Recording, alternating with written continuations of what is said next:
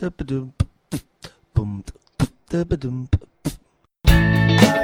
guys, Chris Peach here, and welcome to the Money Peach podcast. Hey, do you remember growing up learning how to handle money? Yeah, neither do I. So that's why we're here today, to make your money fun again. You know, we're going to talk about the principles in life that actually matter when it comes to managing your money in a way that works. So sit back, relax, and enjoy this episode of the Money Peach podcast.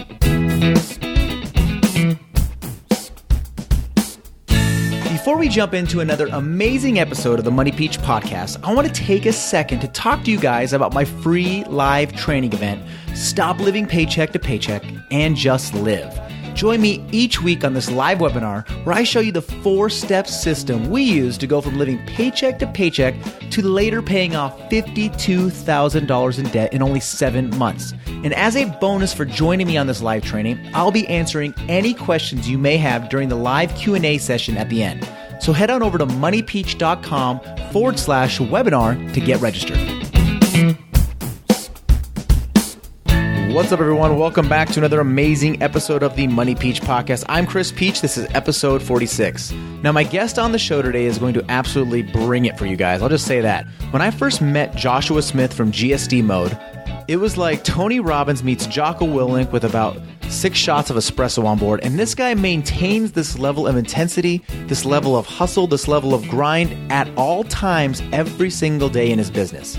He has helped me tremendously in my own business by motivating me, but also giving me direction. So I wanted him to come on the show and just share with you a little bit about what he's shown and shared with me over the last few years that has had tremendous, tremendous value in my own business. So without further ado, let me bring on the most intense person I have ever had on this podcast. From GSDmode.com, Joshua Smith. All right, Josh, thank you so much for coming on the show today. Super excited to have you on the show. I've been on your podcast twice now, and I finally said, you know what? This guy needs to come on the Money Peach podcast because you're incredible. And I think what people are going to hear today on the podcast is going to be over the top because you are an extreme action taker, to say the least. So, hey, thanks for coming on the show. I really appreciate it. Yeah, no, it's an honor to be here, dude. I'm excited. So Joshua Smith, I would say you're now a serial entrepreneur in my mind, but your biggest thing that I know you for right now is GSD Mode, which we're going to talk about. Let's just take a step back. I want you to tell me a little bit about the Joshua Smith story. Where are you from? How'd you get started? Man, I mean, I've been around a lot, right? You know, I don't know how deep you want to go in this stuff because I know that your show really focuses on business and entrepreneurs and creating success in entrepreneurship in the corporate world or whatever, right? So anyway, I'll kind of start there with what lit the fire, dude, like what got me rocking and rolling. And, I know you and I have talked about this story in the past when you were on my podcast, but I had a moment, dude. You know, I think a lot of times in life, it's like one of my favorite Benjamin Franklin quotes is, the average man dies at the age of 17. He's just not buried to the age of 74. And most human beings, if you just walk around this planet and just observe human beings, dude, people are just sleepwalking all day long, dude. I mean, our brains are really programmed between the ages of 2 and 6 years old, right? I mean, that's when most of our brain development happens. And most people spend the rest of their lives just reinforcing those same patterns that were developed by the time they're 6. So they really never develop beyond that mental age. I mean, of course, your frontal cortex develops, you know, into your late 20s, but you know what I mean, right? So they're not going out there leveling up and expanding. And, you know, I found myself in that same moment. I mean, I didn't grow up in a successful family. You know, I grew up mainly with my mom, a single mom, and you know, awesome mom, but we struggle financially, right? I grew up on food stamps and I was never around success, right? I guess is what I'm trying to say. And when I was 23 years old, that's when kind of like my low moment happened in my life that just, again, it woke me up, dude. It just forced me to go out there and start, creating the life that I knew I truly wanted, right? Becoming the person that I knew I was capable of becoming. And before that, dude, I was just skating by. Like, I really didn't care much, right? I never thought about it, really. It was never challenged. I was never, you know, surrounded with people that really challenged me to that level. And, you know, the low moment was, just like a lot of people, I think most people in this life at some point experience depression. And I'm not going to go into, you know, like why I was depressed at that point in my life. Because I mean, really the true reason is I allowed myself to adopt a victimhood mindset. That's all it boils down to being, right? You start blaming the cards that you were dealt. You start blaming everybody else's for your circumstances or your lack of success or why your life sucks. And I was blaming everybody, dude, right? Everybody but myself, right? So my depression got pretty deep, man. I mean, to the point where, I'm 23 years old. I'm drunk every day by noon. I'm just looking for those quick fixes, dude, just to create some instant gratification in my life. And then it got pretty bad to the point for like almost a 6-month span where literally the thought of suicide was crossing my mind every single day. And then one day I was like, screw talking about it, dude. Let's do something about it, right? So I planned out my suicide, and then it was like go time, right? I was getting ready to go out there and execute it. I had, my car, I had this tree picked out. I had it all ready to rock and roll, and it just scared the hell out of me, dude. It was like the scariest moment of my life that really just woke me up. And I don't know what you want to call it God, call it energy, call it the universe, whatever you want to call it. But I just had this massive internal voice that was just telling me, look, man, try a different path. It's like this was in Michigan, dude. A tree's 100 plus years old. It's not going anywhere. Like, try a different path, dude. And if this other path doesn't come back or work out for you, you can always come back to this path that you're getting ready to take here. And thank God I chose to listen to that internal voice. But again, it scared me to the point where I truly woke up. I decided to get intentional. So at that point, though, I was like, okay, I don't want to be depressed. What's the opposite of depression? Is fulfillment. But I couldn't think. I'm sitting there thinking like, okay, well, what do I got to do to become fulfilled? And I couldn't think of really anything that would make me fulfilled. But I started making a list of the things that I despised about myself, right? At that point, I grew up, I was an athlete. I mean, not like an amazing athlete, but I grew up playing sports, actually even competed in bodybuilding when I was in high school. And I just allowed my body to just go. I became morbidly obese. So I hated the way that my body looked. I hated my energy, right? So I started working on that, man. I lost 118 pounds and now, that was at 23 and now I'm 35 and I've kept it off ever since. The other thing that I hated about myself was I was broke all the time, dude. Just around this same time, I was living in my car for a 2-week span, just having a shower at the local YMCA, because I was in between, friends that would allow me to just kind of park in their basement for some time, right? So sick and tired of being broke, dude. And that was that moment, dude. That was kind of that moment where I was like, all right, let me start leveling up, man. Let me go out there and fix the things I didn't like about myself. And really that's just, that led me to getting back into sales, or not back into sales. I did some sales when I was a kid, high school and whatnot, but that got me into sales. And then just, again, man, I was just constantly trying to level up. And I mean, it's been a crazy journey from that.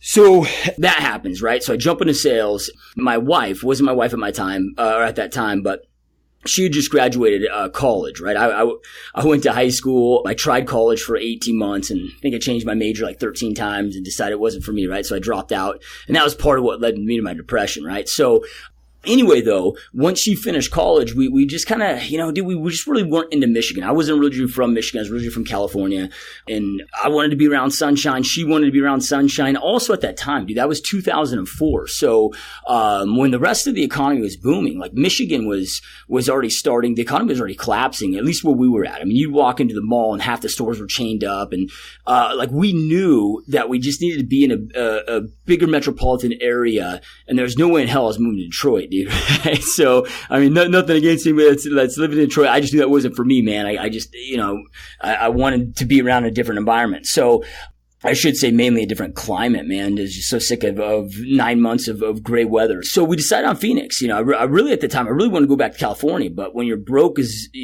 college students, or she was just finished college, we had really nothing to our name. We had to analyze, well, what could we go? What could we afford? And I really don't know why, dude, but one thing that was really important to us was to buy a house right away.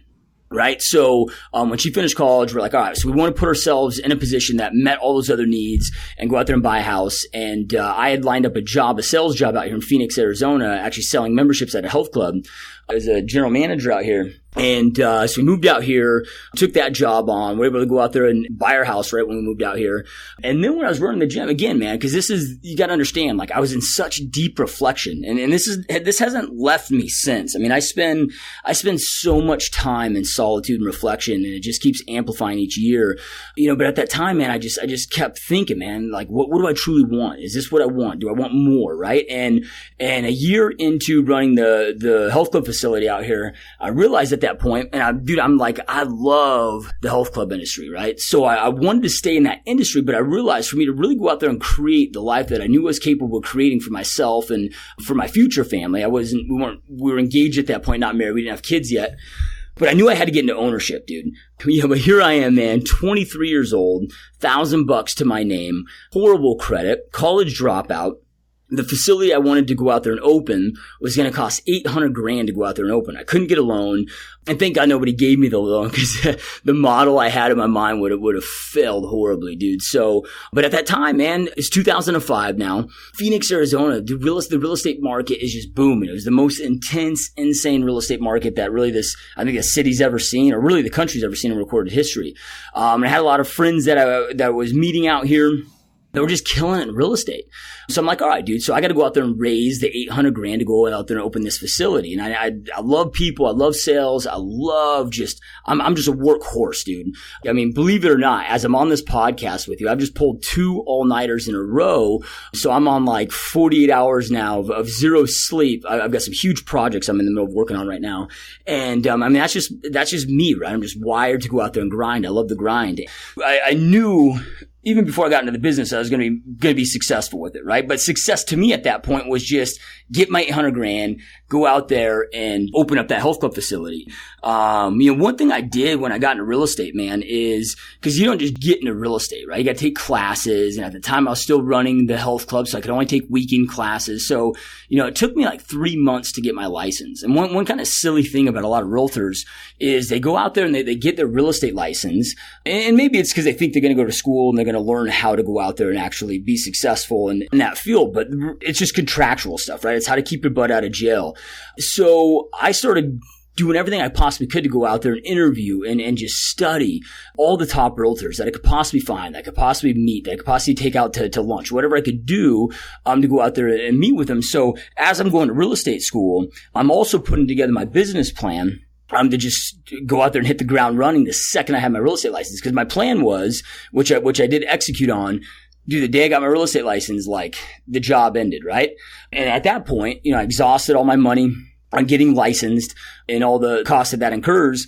So I was like, it was like make or break time, dude. Like if I didn't get a house under contract in 30 days, like we had no idea what we were going to do. We just bought a house too, right? So we were in kind of a funky situation, but I don't know. I mean, a lot of people, and I'm not saying for people to go out there and be risky, but I take a lot of calculated risks today, but I got 3 kids now and whatever. But I've just found, man, when your back's against the wall, dude, if you're that person that has it within you, man, you just make it happen, dude. And put my plan into place, man, hit the pavement running, dude, and had a killer first year, man. Made $280,000 my first year. So here I am, 23 going on 24 years old, netted, not just made, netted $280,000. Now the year before that at the health club, I'm making like $40,000 a year.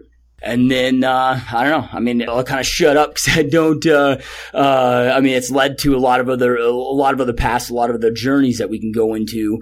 But, yeah, it's kind of how it all started, dude. And that was 12 years ago, man. So I'm on my 12th year now of, real estate. So even though I'm not involved on a day-to-day basis in my real estate company anymore. I've got an amazing leadership team, but I still have that business. That's like my baby, right? That was the thing that launched my career and my entrepreneurship with that. So, hey, that was awesome. I took a bunch of notes here I want to come back to. So you had just mentioned that you left the health club making $40,000 a year and you had a new house. You had your back up against the wall, and you have that mindset where if your back is up against the wall, you have no other opportunity, or you have no other course but to take action to make sure you put food on the table, make sure you pay the rent.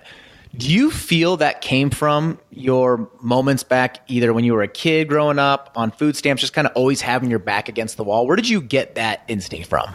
Because on my podcast, I ask this question too all the time, to people. And, the most common question I get from entrepreneurs of like, what do you get the drive from? Like what keeps you never accepting good enough and always leveling up and going for greatness? And so many people respond with, you're just wired that way. And I can't think of a defining moment other than, dude, right? I grew up seeing my mom always working 3 jobs. Dude, she just hustled. She was a nurse's aide. She cleaned houses houses, evenings, weekends, and, had all these little side gigs, man. She was always just grinding her ass off. And honestly, so were my brother. I mean, both my brother and I, dude, we always had jobs, right? We always had that grind with it. But dude, it's weird to say this because I didn't have a lot of success before that point, but through getting clarity on what I wanted and what I mean by what I wanted, I got clarity on what I didn't want in life, because I already became the person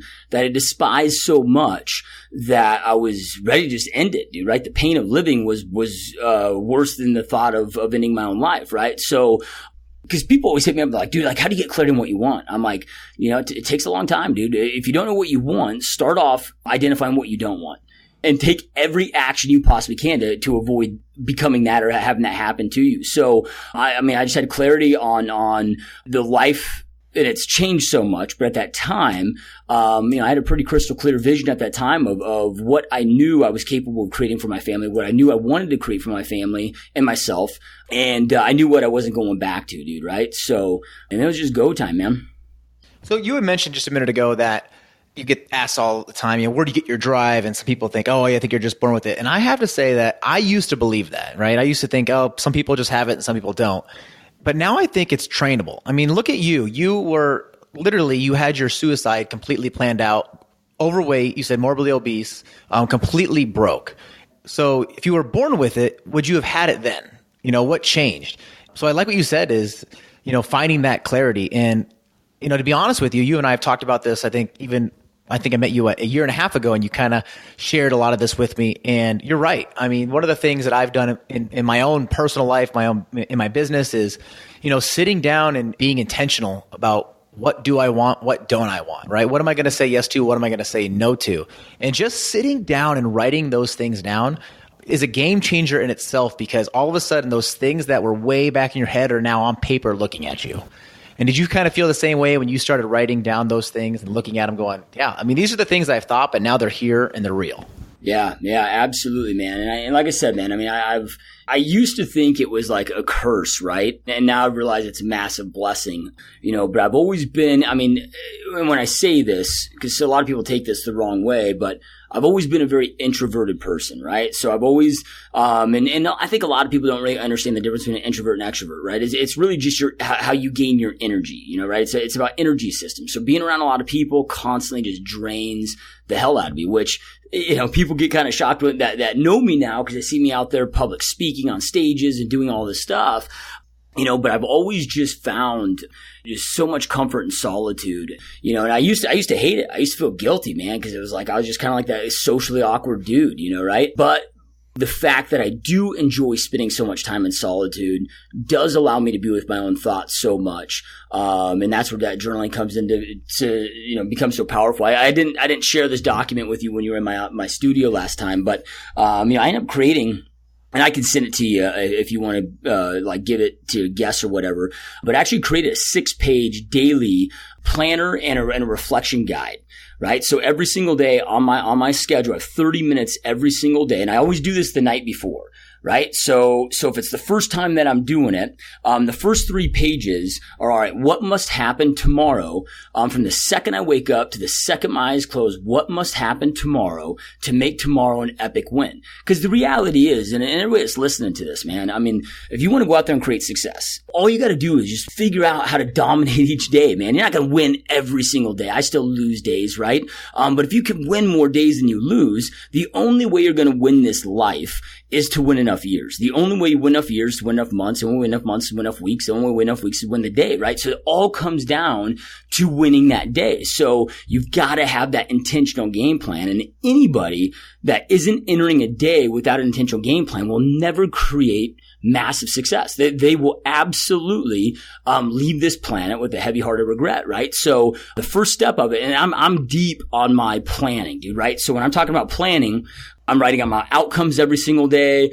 So I set one outcome, right? So one outcome for my business, one outcome for my health, one outcome for my relationship with my wife, one outcome with what I want with my kids, right? So I'm not one of these guys, you see all these damn online, marketers on Facebook where like, oh, here's how you can have it all. Dude, I don't know if you can have it all. Like I can't go out there and create the financial success that I want to create, and also be at the bar every single night, right? So like, there's certain things you got to know what you want, and then you got to also know what you're willing to sacrifice, right? Like if you got to have big goals, like, or I don't say, said that wrong, right? You don't have to have big goals. If you do have big goals, right? So, and I love that, man. I love freaking big, massive goals, dude. I really can't stand having a conversation really with anybody, that doesn't have goals. I really have nothing to talk to them about, right? But if you got these big goals, you also got to get very clear on what you're willing to sacrifice and what you're willing to give up to get those goals, to make those goals a reality, right?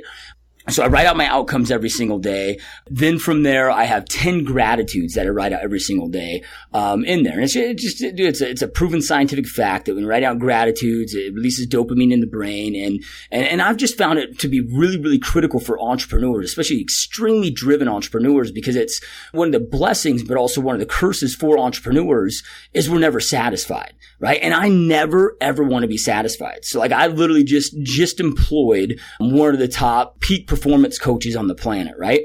And I gave her what my goals were through this one-on-one coaching platform through her. And one of my goals is to never allow myself to ever be satisfied while I exist, right? But there's a big difference between being satisfied and being grateful and blessed for what you have, right? So, because I've gotten myself in those ruts, dude, where you're never satisfied, you're grinding, but you don't take the time to be grateful for the things that you have, celebrate some of those wins, count your blessings that you have in life. Then you just become kind of a grump, right? you're just out there grinding and you're just not enjoying life at all, right? So I write out my 10 daily gratitudes. Then from there, I write out the 3 biggest must-do action steps that must happen today to make today a win, right? So like, what are the 3 things? Because on the next page is my to-do list. And I might have 25 things on this to-do list.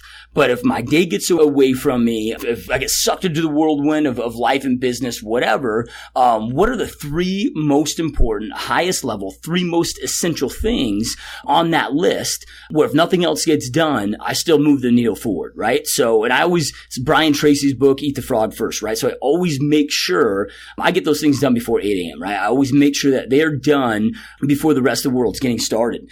And then from there, I have on the next page of that is a 24-hour calendar. And in my 24-hour calendar, now I also use a Google Calendar for all of my appointments, but I rewrite it. Like this is a paper document. Like I hate using electronic apps. I like to write this stuff out and I like to have it next to me all day long, right? So it's just that constant reminder because it's right in front of me, dude. I probably see my goals, I don't know, 12 times a day. Right? Your average person doesn't even set goals. The person that does set goals maybe sees them, once a year when they're setting goals during their New Year's resolution time, right? I mean, I'm seeing mine a dozen times a day. They're right in front of my face. So, but then from there, okay, I've got my 24-hour calendar, but I break it down into 15-minute increments. And the reason I do that is because I'm just always trying to maximize time, right? I just want to condense time, and get as much done and become as effective and as efficient as I possibly can in that time. Plus, I've just realized, dude, like I can't have white space in my calendar. There's always something I could be doing more of, and that doesn't always just apply to business, right? I could be spending more time at the gym, spending more time with my amazing wife, spending more time with I got 3 young kids at home, right? So I've got my 24-hour calendar, right? So then, and this is why I like to do it in the evening, right? So then at the end of each day, and I have my calendar blocked off, I've got, like I said, a 30-minute window each day where after I get done executing on this game plan, now the last half of the document is like, all right, here's all the stuff you had to do, dude, to make this stuff a win. How did you do? Right? So everything I just wrote out, now I'm accountable to myself on what I just did. Okay, you said you were going to do X amount of sales calls today. You said you were going to do all these things. What was the reality of the result that you did compared to what you said you had to do to make today a win? Like, did you really win or did you lose? Oh, and then I forgot. Also in the planning session, I break it down where I have my daily self-development plan and then my daily workout plan, my daily meditation plan, whatever it may be. There's a lot of elements in there. Like I said, Chris, if you want, I'll share it with you. But yeah, so then I'm going into that deep reflection, and there's a couple of questions that a mentor of mine asked me years ago. And I still ask myself these 2 same questions every single day. The first question is, if, those that cared about you. So, for me, like he knew it was my wife and my kids. So he goes, if your wife and your kids shadowed you all day long today inside your business, at the end of the day, would they be proud or disappointed with your performance? Would your wife be like, hey man, my husband works 14 hours a day and does everything he possibly can to create opportunities for this family. I'm so proud of the man that my husband is, high five. Or would she be like, dude, we're struggling and you're gone 14 hours a day and this is what the hell you do? Right. And same thing with my kids, man. I think more so today than ever, dude. Like, we got to set that example, man. Like, the economy's changed forever, dude, right? I mean, the industrial age is done. The middle class is amongst extinction right now.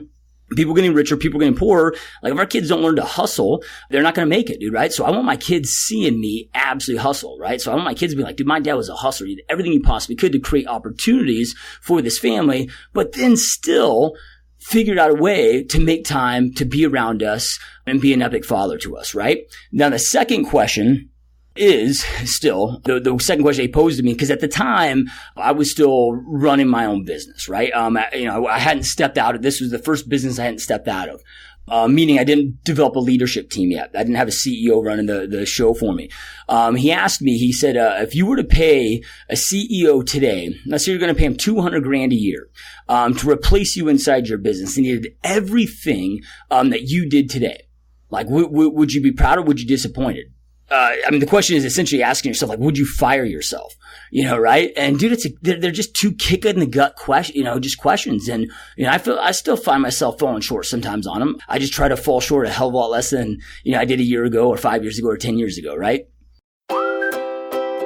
Are you tired of living paycheck to paycheck? Are you lying in bed awake at night wondering how you're going to pay the next bill? How you're going to save for kids' college? How you're going to pay off that debt? And when are you going to take that dream vacation that you guys have been talking about forever? Well, stop worrying about it and head on over to awesomemoneycourse.com and see why students all over the world are now taking back control of their money.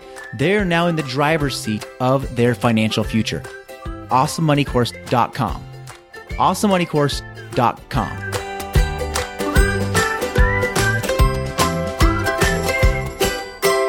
Josh, I think you are one of the best people I've ever met when it comes to being intentional with your time and with what you want in life. I like what you said earlier that, most people don't have goals. Then the second group of people has a New Year's resolution they look at once a year, and you have daily goals that you're looking at 12 times a day.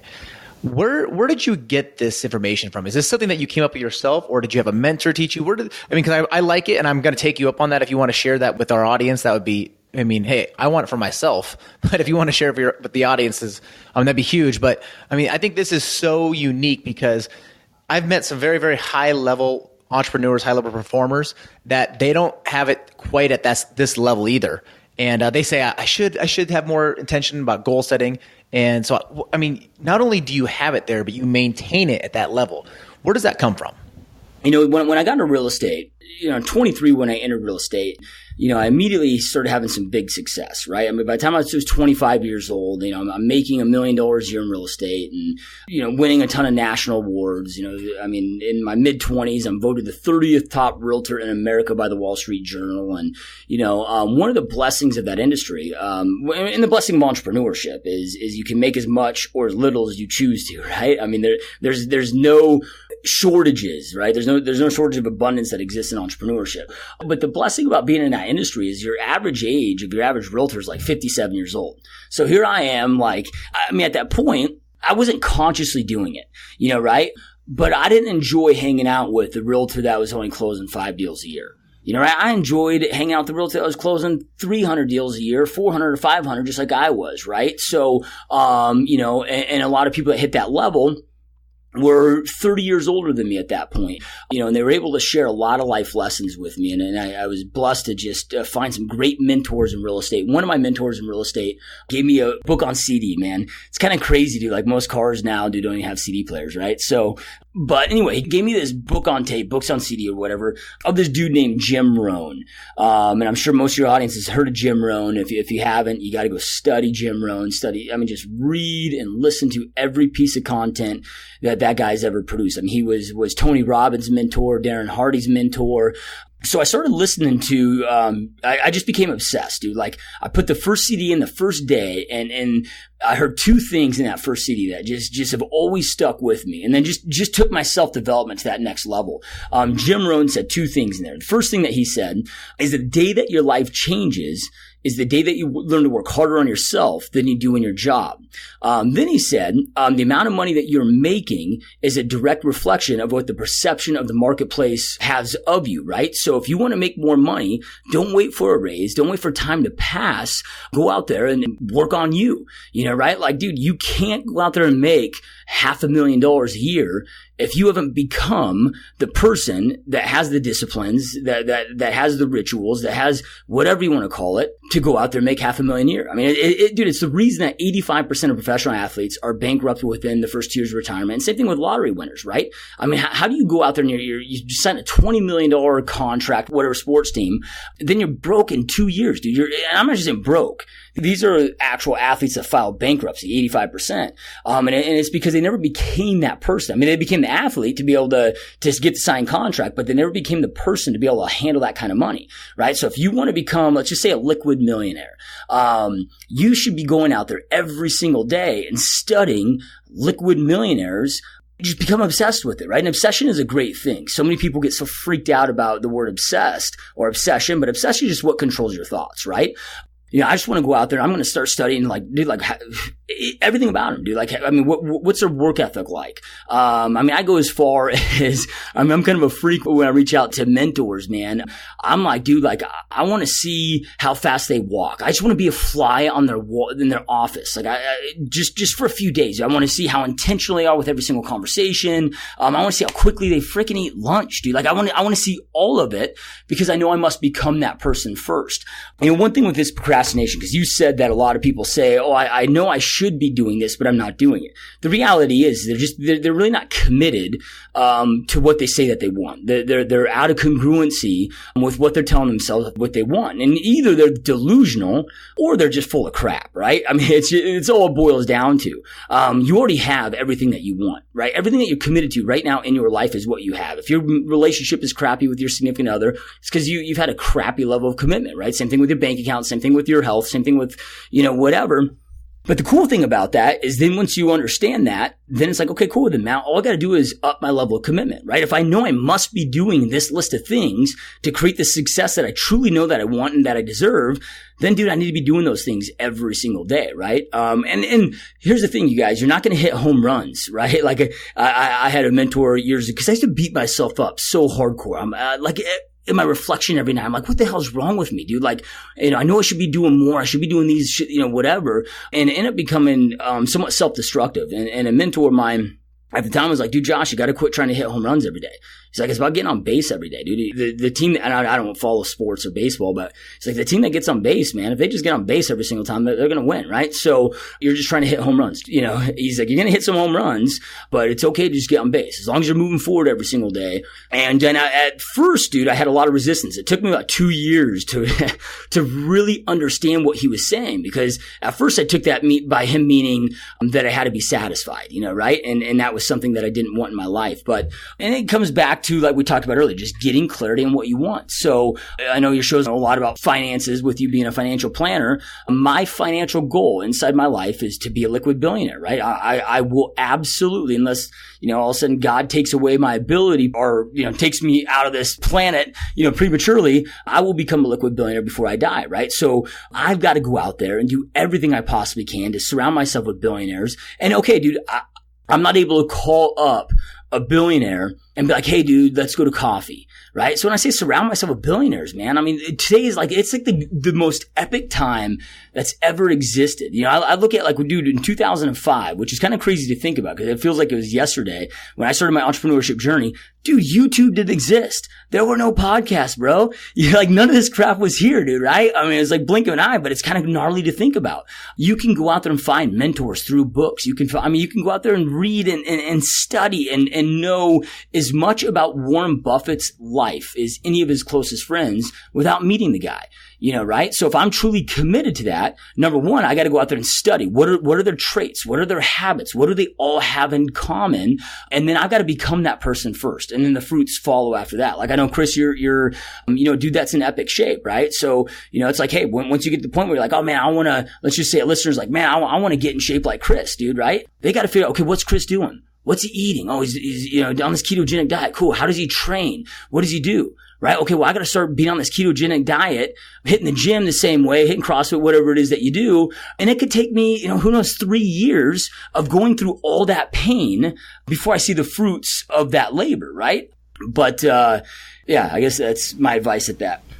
So Josh, what about, there's so many of us, myself included, where you're in your entrepreneurship journey, in the beginning, things are going well, or maybe you had a little bit of, rough patch, and then all of a sudden things start happening, right? Your flywheel starts spinning.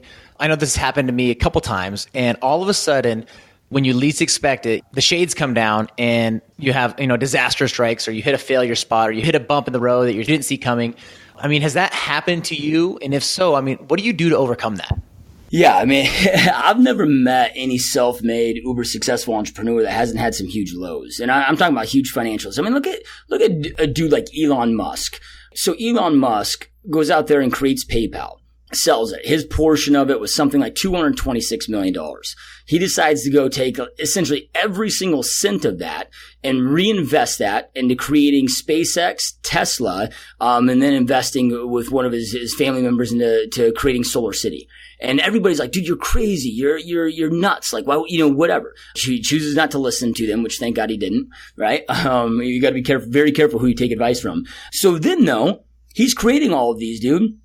And it all, he goes broke, man. He goes broke to the point where he loses his house. He forecloses on his house. His wife leaves him, takes the kids. He loses his house. He's living on his buddy's couch. So a couple of years ago, he's worth $226 million, top of the world.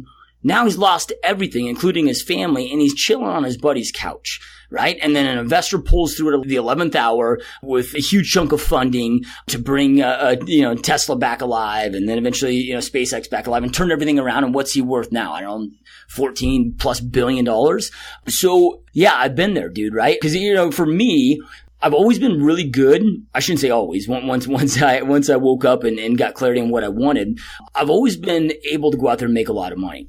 Or at least a lot of money in most people's definition of it. But I haven't been able to keep it, dude. Right? Like when you go from, we did talk about this before. Both of our favorite books, or one of our top books, Brian Tracy's Psychology Selling. Yes. Right? He talks about, like, in that book very heavily of how you perceive yourself internally, your own internal belief system of yourself with your own finances. You always level yourself out there. And I don't know the exact terminology he uses with that, but the example— He calls it your self-concept. Yeah. So your self-concept, right? So if you grew up and your parents are only making $50,000 a year, and deep down you think you're only capable and worth making $50,000 a year, you start making $150,000 a year, you're going to figure out a way to lose that other money, right? And I did it. So this was about, what is it now? 6 years ago. I lost everything, dude. Now, I didn't lose my companies, thank God.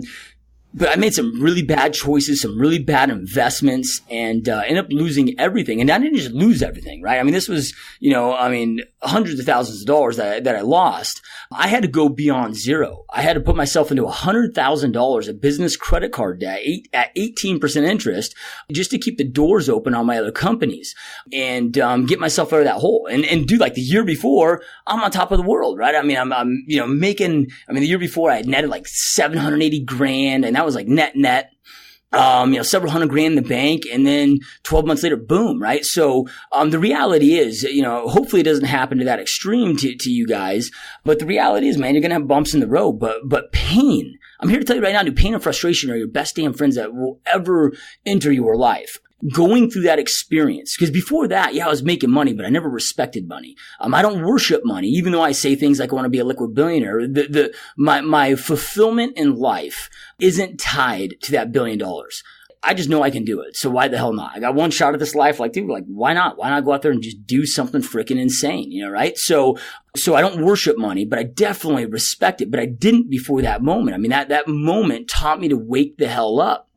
And I wouldn't be the entrepreneur that I am today if that moment didn't happen in my life. It's literally one of the greatest assets and blessings that's ever happened. I know your story, which I'm sure your audience has heard a lot of times, is the same thing. Look where you're at now, and that'll happen from getting yourself in a deep financial mess, dude. So let me just add to that, though. So one is just understanding that it can happen, and it probably will happen. The severity may not be as big, but dude, you're gonna have ups and downs. But as Steve Jobs said, man, you gotta learn to fall in love with the process. Man, I love the process, right? Like I I had an assistant ask me, because I used to ask this in my podcast all the time, like, hey, I think I stole it from like John Lee Dumas or whatever, when I first was trying to, the podcast game. But I would always ask, like, okay, if you lost everything today and had to restart over, what would you go out there and do immediately, right? And then one day my personal assistant asked me that, and I just got this big grin on my face, right? And she's like, why are you smiling?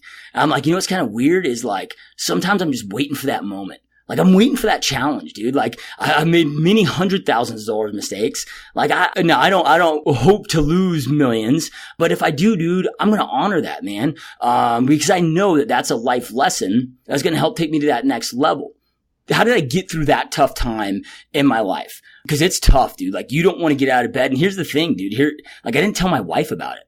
Right? Like, I felt like we just had our second kid, right? I felt like such a freaking failure as an entrepreneur, as a husband. And it's not just that, dude. To be honest with you, I was too much of a coward, right? Like, I couldn't, build the guts to tell her, dude. So like, yeah, it's tough, man. You don't even want to get out of bed. But what I started doing, I just went deep into, again, studying the greats, studying stories like Elon Musk's and, people that created so much more and lost so much more and how they got out of it. And, those stories, man, just every single day. Sometimes I have to sit down and read for 2 hours just so I could get up and go hustle for 18 hours to get myself in that right mindset. But that's absolutely what pulled me through it. Yeah, that's such a cool story. A couple of weeks ago, we had somebody you had recommended me on the podcast, Todd White from Dry Farm Wines. And Todd's famous quote in that podcast was, "Success is a horrible teacher." Horrible. Yep. Pain is a great motivator. That's where you learn. That's where you grow. So that's funny that you say that, because, you mentioned that to most entrepreneurs that, hey, what would you do if you lost everything? People, that's like panic mode, right? Well, how am I going to put food on the table? Do all those things. So you had mentioned earlier, Josh, that you take calculated risks. And we've talked about this in the past. You've given me a lot of insight on this, but when you're taking risks, explain what you mean by calculated risk, because I think this is really, really important for anybody who's either getting started, who has been in business, is making sure you have things in place that you're able to take risks. So go ahead and share with me how you go about doing that. Yeah, so number one, you got to, and again, this is just, everybody's got their own belief systems on this, but this is just my personal belief systems. Number one, you got to get kind of clear and honest with yourself about what your personal risk tolerance is, right? Like, you kind of got to know that, which will help you in identifying what kind of risks that you can swallow to take or not to take. And if you're married, you got to find out what your spouse's risk tolerance is too, with that, because it's going to be very difficult. If you got a very high level risk tolerance and your spouse is like the total opposite, dude, it's going to be a challenge, right? Unless you guys get congruent somehow and meet somewhere with that. So then when I say calculated risk, man, like, I just invested in, and I'm not an investor, right? I consider myself a strategic partner. After making bad investments, I now create, I've got 8 different companies that I either own personally or that I'm in partnerships with. But today, because dude, time is like the one thing I don't have. I'm not willing to sacrifice any less time with my wife and my kids. So I can't then go out there and bootstrap another business by myself, right? So now I invest in a lot of strategic partnerships where I'm a 50% owner or whatever. There'll be equal ownership within, depending on the partnership, but it's all strategic partnership. If I'm going to go out there and create a business, like, either I've got to know the business inside and out, or I've got to have, like, okay, I just, one of my newest business ventures that I just created at the end of December. We buy used health club equipment and we flip it, right? We wholesale it, we refurbish it, we fix it up, we flip it, and we do this all over the United States. Well, dude, I know the gym business somewhat. I've been out of it for a lot of years, but I kind of know the gym business, but I know the gym business kind of as like a bro. You know what I mean? Like, I'm more the dude that like really just likes to enjoy being in the gym to work out, right? Like, I don't know. I can't, my business partner in that industry, we can roll up into a health club facility on Sunday at noon. Right? And he looking at the building, he knows what the square footage of the building is just through observing. He can count how many cars are in that parking lot based on that time. And he can tell you pretty much precisely down to like probably within 100 members of how many members that facility has. The dude just knows it, right? So when I'm talking about calculated risk, like, I don't know that business like he knows it, right? But I look out for a strategic business partnership where we know what we're doing, right? Like, he knows how to go out out there and price the equipment. He knows how to go out there and sell the equipment. So when I'm looking at that, I always want my superpower. If any of you are going to ever have partnerships, your superpower, business superpower, if you will, must be the opposite of theirs. Right. So like he knows that inside and out, right? What he doesn't know is like I do, is back end numbers, right? He doesn't know back end systems. I've got a full production team and all this other stuff that all these things, digital marketing and upselling products and all these things that I'm really good at. He didn't know. And our strengths just totally align, right? So whether you get into a business by yourself, so many people do like jump into a business because it's a freaking hobby. To me, it's just, that's like one of the most risky things that you can do, right? So number one, when I'm talking about calculated risk, like know what the hell you get yourself into, right? Like, are there other people out there making money at it? And some people will be like, oh, well, nobody's doing this. It's a great idea because nobody's doing it. I'm like, dude, well, I'm not Steve Jobs. I'm not going to go out there and try to invent something nobody's ever invented. Steve Jobs didn't really invent anything. He just took other inventions and made them killer, right? But I'm not him. And I can't go out there and take those, same risks that maybe he was able to take. So, if it doesn't exist out there and I can't find somebody else's model to steal, essentially, right? I mean, I always say, man, like I'm just a really good pirate. People come to me like, dude, how'd you come up with these ideas? I'm like, dude, I didn't. There's really, if you break it down this universe, there's probably no such thing as an original thought, right? I'm just a really damn good pirate. So I'm going to go out there and identify an industry or somebody else that's doing it, and it may not be in the same exact space, but it can be a very similar space, right? Same profit margins, same, same, I mean, McDonald's isn't Burger King, but, right? Burger King can learn a lot from McDonald's, right? Or whatever. That maybe was a terrible analogy, right? So, but I'm going to do my due diligence on the business that I'm getting into. Cause and I'm sure that you get this too, Chris, but you hit a level of success, man, where you get pitched so many opportunities. I probably get pitched a half a dozen partnership and investment opportunities a week, right? And some of these, man, it's hard to say no to, right? So you kind of have to have that internal gauge too of what to say yes to, what to say no to, and kind of have your model down of what that's going to look like. So number one, if you're going to go out there and create something, have a plan in place. Just like I talked about when I was getting into real estate, dude. Like real estate, there's 1.3 million realtors just here in the United States. Right? There's people out there that have proven the model. I don't have to go out there and reinvent the wheel. If I just go find, homeboy realtor, the top dog in my city may not share all the secrets. But if I develop a relationship with a guy that's 2,000 miles away and ask if I can jump on an airplane, travel 2,000 miles just to go take him to lunch and pick his brain, he's going to say yes to that, right? So I didn't have to reinvent the wheel. And I try not to reinvent the wheel inside of my businesses either. Like I want to find very strategic paths that I can go out there and take that are already proven. Then from there, now I didn't do this when I was younger, but I was, again, dude, 23, jumping entrepreneurship, no kids, whatever, whatever. Now I'm married. My wife stays at home with the 3 kids. So I understand like what the level of, like I was talking about earlier, what our risk tolerances are. So I know what level of reserves that I need in place for my personal life and for each of my businesses, which for me, and everybody can be different. And I don't know I can't remember what you recommended on the podcast we had with you on, Chris, but for me, that number is a year's worth of reserves. I want a year's worth of operation reserves inside the bank, dude. So if I'm looking, and I treat my personal finances like, dude, I have a P&L. It's not really a full P&L, but I break down my personal finances no different than I do a business, right? And my businesses are the same way, man. I have a year's worth of operating costs in every single one of my businesses. And then once I'm there, then I will go out there and take as big a risk as I possibly can take.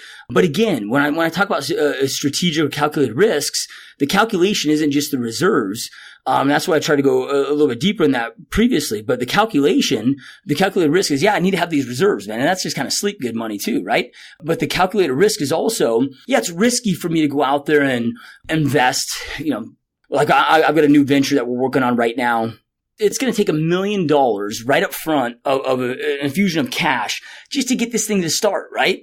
It's a huge, huge investment, Yeah, it's risky, but it's a calculated risk, right? We've studied the models. Like we know as much as we possibly can know that space. Like we went as deep as my partner in this space.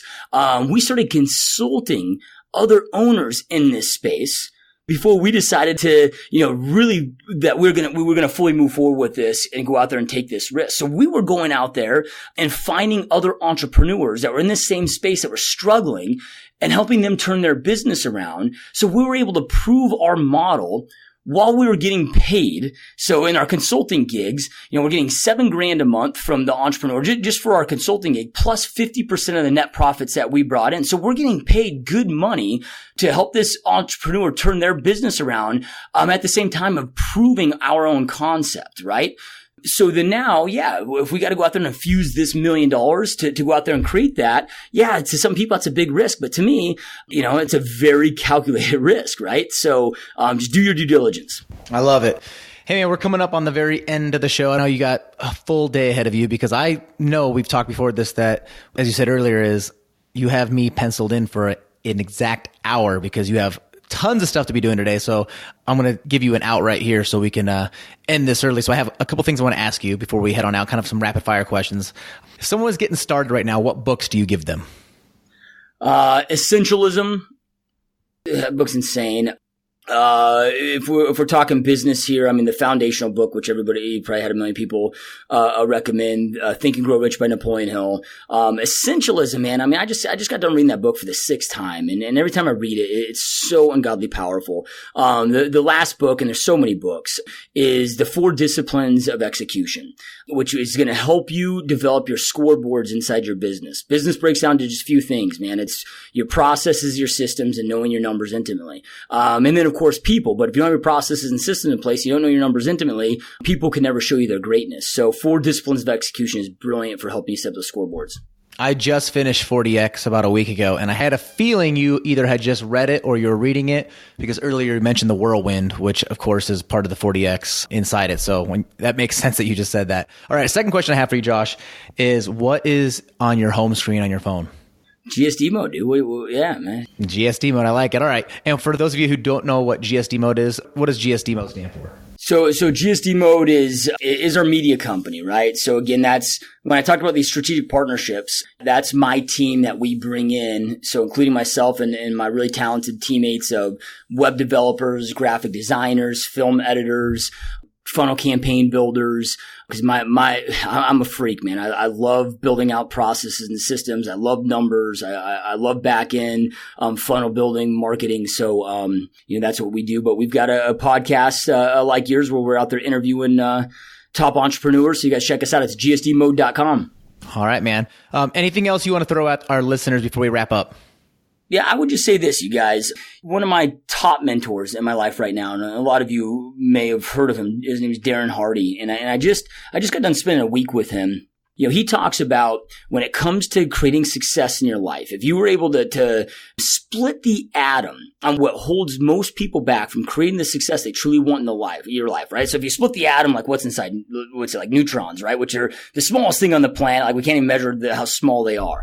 And he talks about in success, if we could split that atom to identify that one thing that prohibits people from creating success in the life, the success that you know deep down that you're capable of creating, that you truly want, it's limiting beliefs, right? And you've got to learn to eliminate those limiting beliefs, dude, right? Those limiting beliefs. Like I look at my kids, right? I got a 4-year-old right now. And like 1 second he's Iron Man. And then, they're just top of the world. There's nothing that kid can't do. Then unfortunately, we get conditioned through society from our teachers, from our parents, from, whomever, from the media, from whatever. We get these limiting beliefs that we're not capable of going out there and creating that success. And the reality is, man, is every single buddy, every single person on this planet is able to go out there and create what you want to create as long as you're committed, right? It's going to take massive work. I always get a kick out of entrepreneurs. They're like, I jumped into entrepreneurship because I wanted to pick and choose the hours going to work. And it's like, all right, you pick and choose the hours that you want to work. Just pick and choose the 17 hours a day that you're going to work, right? So it's going to take massive work, but you got to be willing to sacrifice a certain portion of your life and live like nobody else for a certain portion of your life. So then you can live the rest of your life like nobody else is able to live, right? So you got to be willing to make those sacrifices because it's so worth it. But remove those limiting beliefs, man. Everybody that's watching this, everybody that's listening to this, you guys have infinite amounts of potential, man. Just commit to it and, make it happen. Hey, Josh, thanks so much for coming on the show, man. Really appreciate it. Yeah, it was an honor, my friend. And just like that, we wrap up another amazing episode of the Money Peach podcast. Anything Joshua and I talked about, show notes, links, and the giveaway that he's going to put together as far as his morning routine, what he does every single morning, can be found in the show notes. Head on over to moneypeach.com/session46. That's moneypeach.com/session46. Special thanks to my producer, Steve Stewart, my assistant, Kayla Sloan. Without them, none of this would be possible. We'll see you guys next week, same time, same place, with another amazing episode of the Money Peach podcast. Boom,